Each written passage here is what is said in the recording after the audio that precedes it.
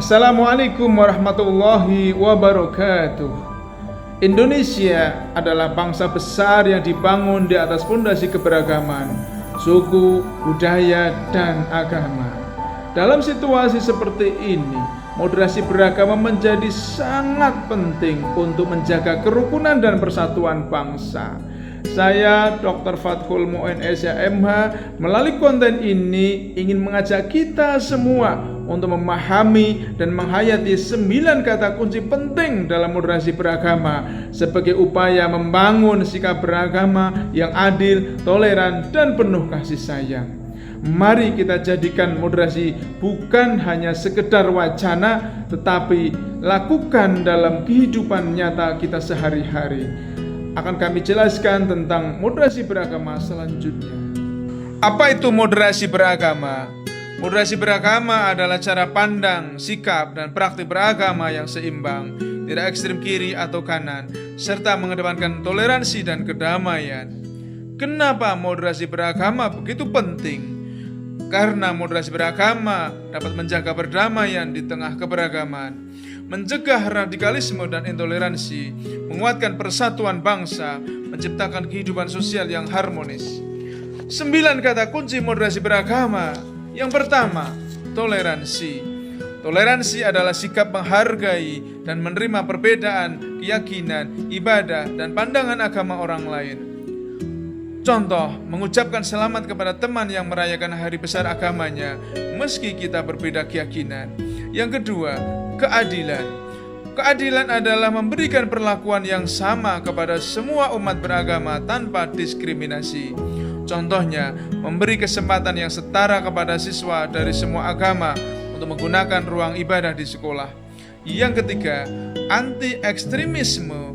Anti-ekstremisme menolak paham atau tindakan keagamaan yang keras, radikal, dan mengarah pada kekerasan. Contohnya, menolak ajakan, menyalahkan, atau mengkafirkan kelompok lain yang berbeda aliran atau madhab. Yang keempat, keseimbangan atau tawazun. Keseimbangan adalah tidak berlebihan dalam menjalankan agama dan tidak pula meremehkannya. Contoh, beragama dengan tetap menghormati aturan negara dan budaya lokal tanpa fanatisme berlebihan. Yang kelima, komitmen kebangsaan. Komitmen kebangsaan adalah kesetiaan pada Pancasila UUD 1945 dan Negara Kesatuan Republik Indonesia meskipun berbeda agama. Contoh, ikut serta dalam upacara bendera atau kegiatan kebangsaan sebagai bentuk cinta tanah air. Yang keenam, rukun. Rukun adalah hidup berdampingan secara damai dengan pemeluk agama lain. Contohnya, warga kampung gotong royong membangun jembatan meski berbeda agama dan suku. Yang ketujuh, dialog. Dialog adalah bersedia berdiskusi secara terbuka dengan kelompok agama lain untuk saling memahami, bukan menyerang. Contoh, kegiatan dialog lintas agama di sekolah atau di kampus untuk saling mengenal ajaran agama masing-masing. Yang kedelapan, kebebasan beragama. Kebebasan beragama adalah menghormati hak setiap orang untuk memeluk, menjalankan, dan berpindah agama secara sadar dan bertanggung jawab. Contohnya, tidak memaksakan agama atau aliran tertentu kepada orang lain, termasuk dalam lingkungan kerja atau sekolah. Yang kesembilan, kasih sayang atau rahmah. Kasih sayang adalah menunjukkan akhlak yang lembut, saling peduli, dan tidak mudah marah atau menghakimi dalam kehidupan beragama. Contohnya, menolong tetangga yang sakit tanpa melihat agamanya karena rasa kemanusiaan. Pesan moderasi beragama sederhana dan bermakna. Kita boleh beda agama, tapi tetap bisa saling menghormati. Agama mengajarkan kebaikan, bukan saling menyalahkan. Hidup rukun itu indah, meski kita tidak sama. Jangan jadikan agama alasan untuk benci, tapi alasan untuk peduli.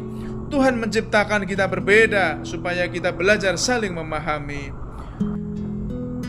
Pesan ajakan hidup moderat dalam beragama. Mari beragama dengan bijak, tidak berlebih, tidak meremehkan. Hiduplah sebagai umat beragama yang menyejukkan, bukan yang menakutkan. Jadilah pribadi yang moderat, kuat dalam keyakinan, lembut dalam pergaulan.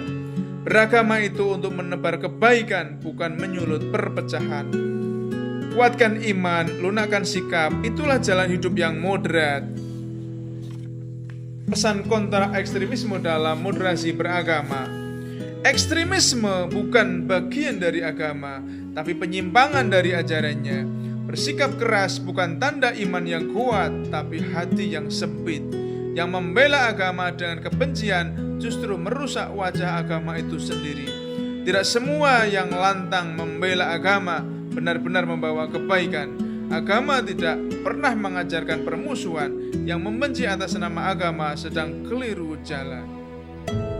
Semoga nilai-nilai moderasi tidak hanya berhenti pada konsep, tetapi menjadi sikap hidup kita sehari-hari dalam bersikap, bertutur, dan bertindak. Mari terus kita rawat kerukunan, kita jaga toleransi, dan kita bangun harmoni demi Indonesia yang damai dan bermartabat. Wassalamualaikum warahmatullahi wabarakatuh.